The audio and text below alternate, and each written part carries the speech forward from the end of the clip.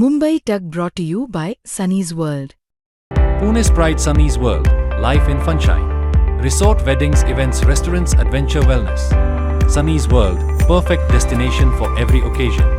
किरीट सोमय्या आणि संजय राऊत यांच्यामध्ये अनेकदा वाकयुद्ध रंगलेलं आपण पाहिलेलं आहे. किरीट सोमय्या यांनी संजय राऊत यांच्यावर अनेकदा भ्रष्टाचाराचे आरोप केलेले आहेत. शिवसेनेच्या नेत्यांवर भ्रष्टाचाराचे आरोप केलेले आहेत आणि त्या सगळ्याला संजय राऊत यांनी सुद्धा वेळोवेळी उत्तर दिलेले आहे.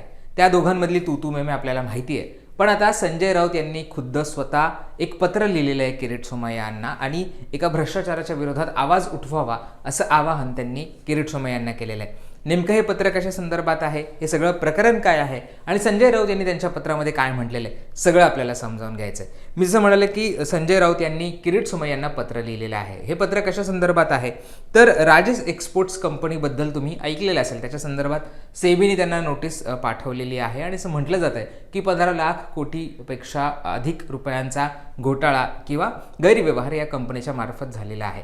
आता या सगळ्या संदर्भात आवाज उठवण्याचं आवाहन हे संजय राऊत यांनी किरीट सोमय्या यांना केलेलं आहे. काल 8 जूनला त्यांनी हे पत्र लिहिलेलं आहे आणि त्याच्यामध्ये संजय राऊत म्हणतात की परम आदरणीय महात्मा श्री किरीटभाई सोमय्या, माजी खासदार भाजप असं त्यांनी कंसात लिहिलेलं आहे. जय महाराष्ट्र. विषय: सध्या देशभरात गाजत असलेल्या राजेश एक्सपोर्ट्स आणि त्यातील संशयित राजेश मेहता प्रकरणात 15.15 लाख कोटींचा घोटाळा, सरकारची फसवणूक याबाबत तुमचा बुलंद आवाज उठवण्याबाबत. पुढे ते म्हणतायत, महोदय, देशभरातील अनेक घोटाळे, भ्रष्टाचाराची प्रकरणे यावर आपण आवाज उठवत असता. अनेकदा भ्रष्टाचार करणाऱ्या व्यक्तीविरोधात धरणे धरता, त्यांच्या घरातही घुसता. त्यामुळे भ्रष्टाचार विरोधाचा किडा आपल्या शरीरात नक्कीच वळवळत आहे. तो देशासाठी महत्त्वाचा आहे. सध्या देशात एक गंभीर आर्थिक घोटाळ्याचे प्रकरण उघडकीस आले. सेबीने 3 जून 2026 रोजी राजेश एक्सपोर्ट्स लिमिटेड आणि त्याचे प्रमोटर तथा अध्यक्ष राजेश मेहता यांच्या विरोधात अंतरिम आदेश जारी केला आहे.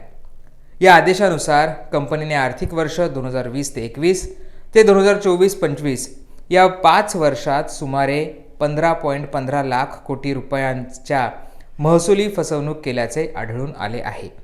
यातील 97 ते 99.8% महसूल विदेशी सबसिडियरी कंपन्यांमधनं, विशेषतः स्वित्झर्लंडमधील व्हॅलकॅम्बी MA दाखवला गेला आहे.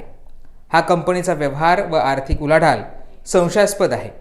याविषयी खोट्या व्यापारांच्या नोंदी, प्रमोटर खात्यात बेकायदेशीर निधी हस्तांतर आणि इतर गंभीर अनियमितता आढळल्या आहेत.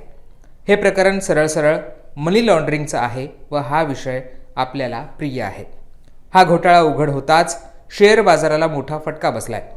कंपनीचे शेअरची किंमत 80% कोसळली आहे. त्यामुळे सामान्य गुंतवणूकदारांचे हजारो कोटींचं नुकसान झालं आहे. LICने या सार्वजनिक उपक्रमातील कंपनीत सुमारे 10.8% हिस्सा धारण केला आहे.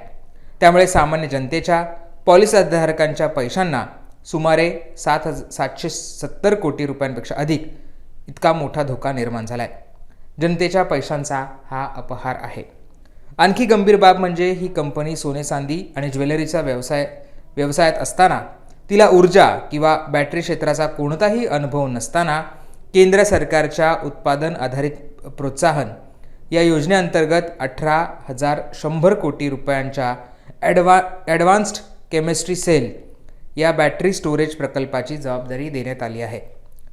या बिडिंग प्रक्रियेत ऊर्जा क्षेत्रातील 7 प्रतिस्पर्धी कंपन्यांना बाजूला सारून ही कंपनी निवडली गेली. 2020-21 पासून कंपनी केवळ कागदी आयात निर्यात करत होती असं समोर आलं आहे. पुढे ते म्हणतायत, शेअरधारकांच्या तक्रारी वारंवार येत असूनही सेबीने अनेक महिने तक्रारींची दखल घेतली नाही आणि LICने गुंतवणूक सुरू ठेवली. सरकारी यंत्रणांनी या कंपनीच्या कारभारावर लक्ष ठेवलं नाही. एक अत्यंत गंभीर बाब समोर आली आहे, ती म्हणजे 15.15 लाख कोटींचा घोटाळा करणाऱ्या राजेश मेहताशी भारतीय जनता पक्ष व सरकारमधील महत्त्वाच्या लोकांचे घनिष्ठ संबंध आहेत. एका जुन्या फोटोत सध्याचे पंतप्रधान मोदी हे राजेश मेहता बरोबर सुहास्य वदनाने दिसत आहेत. ही चिंतेची बाब आहे. न खाऊंगा न खाने दूंगा या भूमिकेच्या नेमके विरुद्ध हे वर्तन आहे. किरीटजी, आपण भ्रष्टाचाराविरुद्ध लढण्याचे एक साधन आहात. अनेक प्रकरणात आपण अग्रक्रमाने आवाज उठवता, कंसात आणि प्रसिद्धी मिळवता. पण आज जेव्हा असा मोठा भाजप पुरस्कृत घोटाळा समोर येतो, ज्यात सरकारी योजनांचा, सार्वजनिक निधीचा आणि सामान्य गुंतवणूकदारांचा सहभाग आहे, तेव्हा आपण तोंडास टाळे लावून का बसला आहात? खरी भ्रष्टाचार विरोधी लढाई ही निवडक आणि पक्षपाती नसावी. ती सर्व प्रकरणात, सर्व पक्षांच्या किंवा नेत्यांच्या जवळच्या असलेल्या प्रकरणातही तितक्याच जिद्दीने लढायला हवी. म्हणूनच मी आपणास स्पष्ट आवाहन करतो की राजेश मेहता राजेश एक्सपोर्ट्स प्रकरणात तातडीने आणि जोरदार आवाज उठवा.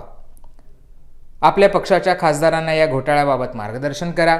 संसदेत किंवा सार्वजनिक व्यासपीठावर हा मुद्दा उपस्थित करा असे त्यांना सांगा. सेबी, केंद्र सरकार आणि संबंधित यंत्रणांकडनं निपक्ष चौकशी, फॉरेन्सिक ऑडिटची मागणी करा. PLI प्रकल्पाच्या निवडीची समीक्षा आणि गरज पडल्यास प्रकल्प रद्द करून घ्या. गुंतवणूकदारांच्या पैशांचे संरक्षण आणि नुकसान भरपाईची व्यवस्था करण्याची मागणी करा. मागणी मान्य झाली नाही तर LIC मुख्यालयासमोर उपोषण करा. जबाबदार अधिकाऱ्यांवर आणि संस्थांवर कारवाईची मागणी करा, नाहीतर पंतप्रधान कार्यालयासमोर धरणे धरा. भ्रष्टाचार विरुद्धची लढाई ही केवळ विरोधकांविरुद्ध किंवा निवडक प्रकरणात नसावी, तर ती सत्य आणि पारदर्शकतेच्या बाजूने कोणत्याही दबावाशिवाय असावी. आपल्या भूमिकेत ही सुसंगता असणे गरजेचं आहे. आपण या प्रकरणी लवकरात लवकर ठोस कारवाई करण्याची अपेक्षा आहे.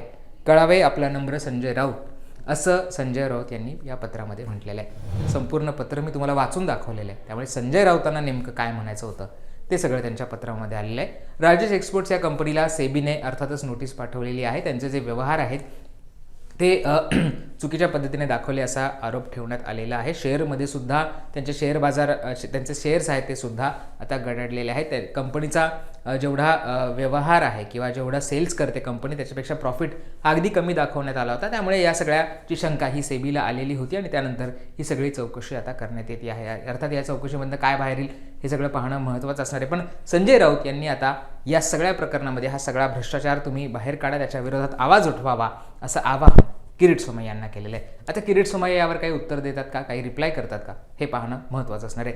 तुम्हाला संजय राऊतांच्या या पत्राबद्दल काय वाटतं, त्यांनी उपस्थित केलेल्या मुद्द्यांबद्दल काय वाटतं हे आम्हाला कमेंट करून सांगायला विसरू नका. आणि मुंबई तकला सबस्क्राईब केलं असेल ते सुद्धा करा. धन्यवाद.